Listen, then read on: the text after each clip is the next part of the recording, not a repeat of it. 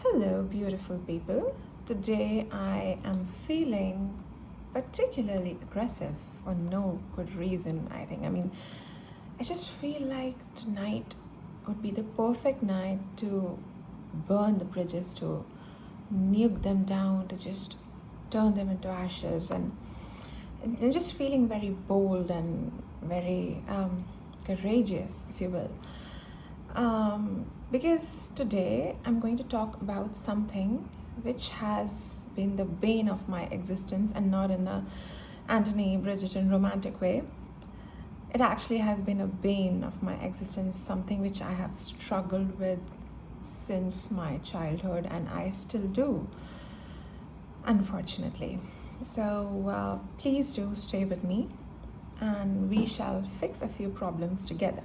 And since it's gonna be quite a long conversation, I have my cup of coffee ready with me at the perfect temperature. And I know the coffee lovers, if you're watching it, you know how coffee tastes different at that one particular temperature, that one sweet spot.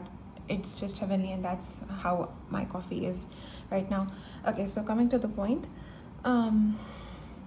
कभी कभी ऐसा होता है कि हम लोग एक room में एंटर करते हैं, and before we are able to talk to someone, before we even think of initiating a conversation, हमें पता होता है कि यहाँ पर there is something wrong. I mean, the air feels heavy, the vibe feels wrong. पता होता है कि यहाँ पर मतलब जो भी इंसान है यहाँ, the anyone who is here, something is not right with them. And you know that it's not favorable environment, it's not safe here. Normally घरों में यूजुअली ये environment एक मेजर लड़ाई के बाद होता है, जब लोगों के बीच में बोल चाल बंद हो जाती है, या कोई दो लोग आपस में बात नहीं कर रहे होते हैं because of some sort of grudge या किसी नाराज़गी के कारण.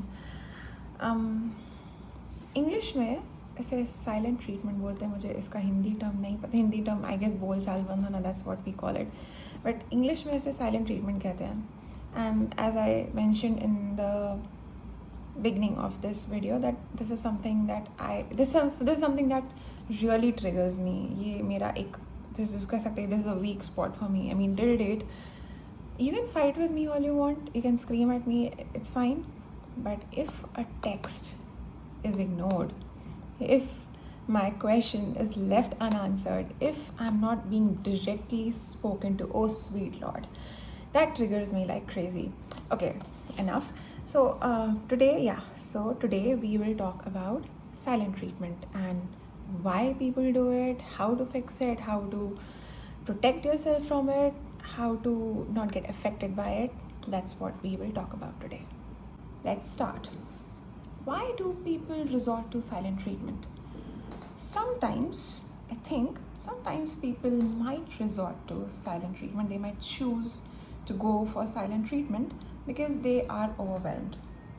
But mostly silent treatment is power play. The person practicing silent treatment ज़्यादातर टाइम वो विक्टिम नहीं होता है. ज़्यादातर टाइम वो इमोशनल अब्यूसर होते हैं. वो आपको एक तरह से कंट्रोल करने की कोशिश कर रहे होते हैं. Silent treatment is all about control, if you ask me. Yeah, I honestly believe silent treatment is all about control. जब लोग बातों से हारने लगते हैं ना, तो वो साइलेंस को अपना एक शेल, एक ढाल बना लेते हैं. So it's a way of saying that I am going to ignore your existence. I'm not going to even acknowledge your existence until you crawl back to me begging for my attention. Silent treatment is all about control. It is not a boundary. It's a weapon.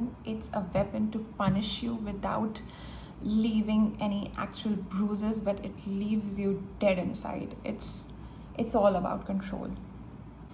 Silent treatment का क्या है कि whether it is a parent doing it to their child, or whether it is a partner doing it to their spouse, या ये friends के बीच में हो रहा हो, एक फ्रेंड दूसरे फ्रेंड को इस तरह से इग्नोर करे या silent treatment they, the impact is always devastating. It is always devastating.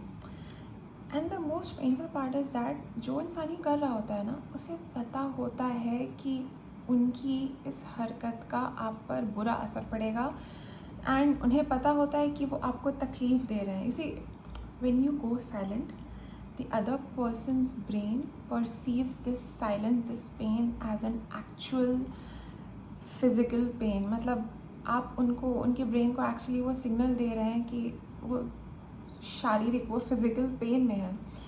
And parent child relationship के लिए तो ये और भी ज़्यादा बुरा है, बिकॉज जब एक पेरेंट एक चाइल्ड का एग्जिस्टेंस ही नहीं एक्नॉलेज करता ना, या जब एक ही घर में उसका मतलब पेरेंट बच्चे से बात करना बंद कर दे उसकी गलती पर, या कभी कभी बगैर गलती के, तो बच्चे को ये नहीं लगता कि उसने गलती की है, बच्चे को ये लगता है कि वो बुरा है. And this kind of mindset is really bad for a child. Look, the thing is that silence is it's really like a pest in a relationship. Look, walls don't fix relationships, and what silent treatment does is that it builds a wall so high that no person can ever climb over it.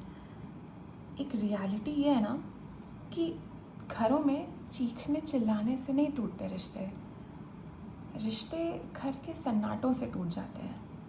Late that sink in. Let's talk about how to stop it. See, if you are the one giving the silent treatment, oh please stop, just stop. Look, if you are angry, you are hurt, take some time off, communicate clearly. आप सामने वाले से बोल दीजिए, मुझे थोड़ा समय चाहिए अपने इमोशंस को क्लियरली, कामली प्रोसेस करने के लिए. And when I am calm, when I am feeling better, I will speak to you again. We shall talk, we shall have a conversation about the problem. Look, यहाँ पर ऐसे situation में जब भी आपका मन करे सामने वाले को एकदम इग्नोर करने का, एकदम उन्हें साइलेंट ट्रीटमेंट देने का, आपको एक चीज़ समझने की ज़रूरत है कि ये एक पावर स्ट्रगल नहीं है.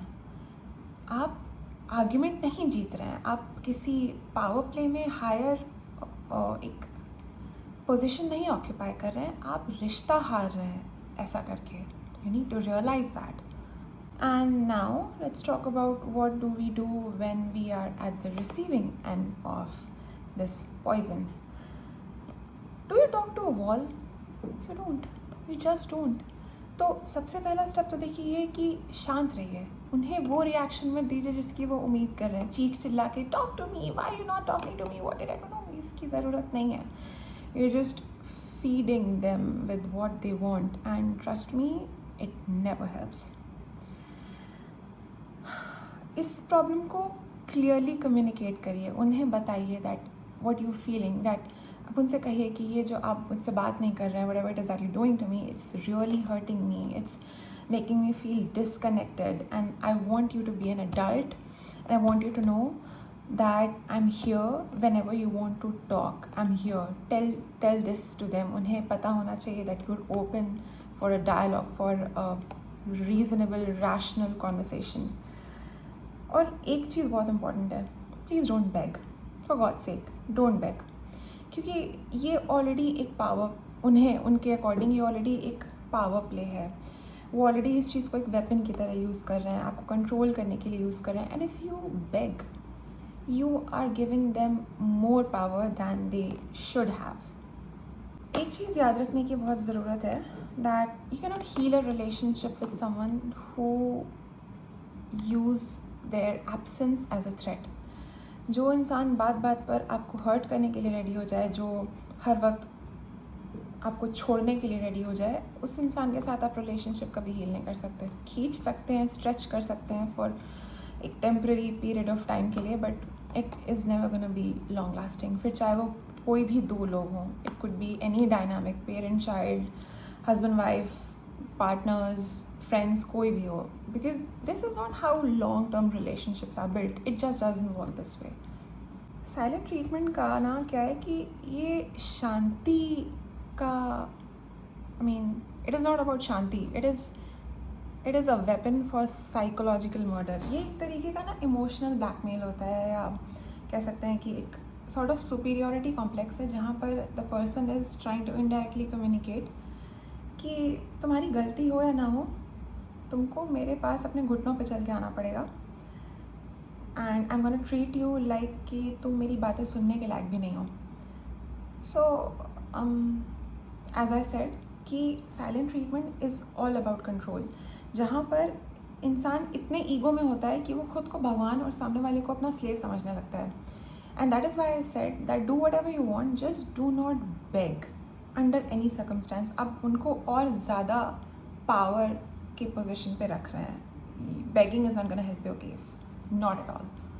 Let's talk about the solutions. अगर आप ऐसी सिचुएशन में हैं जहाँ पर ये एक फ्रीक्वेंट प्रॉब्लम है, एक फ्रीक्वेंट अकरेंस है, तो इससे कैसे डील करें. सबसे पहले एक चीज़ है जिसे आप गांठ बांध लें. आपका सेल्फ वर्थ दूसरे के हाथ में नहीं होना चाहिए. अगर आपने ये एक बार कर दिया तो आप सामने वाले को एक ऐसे हाई पेडेस्टल पे रख रहे हैं जहाँ पर the person is always going to look down upon you. मतलब the person is always going to see you as an inferior in every possible way, and you do not want that. This is not how a healthy relationship dynamic works. जैसा कि मैंने पहले कहा, that communicate with them that you are open for a conversation, that you are ready to listen to them whenever they are ready. पर एक चीज़ आपको भी याद रखने की ज़रूरत है, that you can build a bridge but you cannot force someone to walk on it.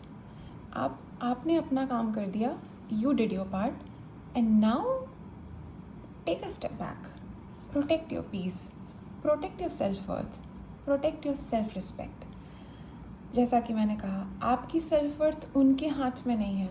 उनका silence नहीं decide करेगा कि आप कैसा feel करते हैं. Emotional interpreter बनना बंद करिए.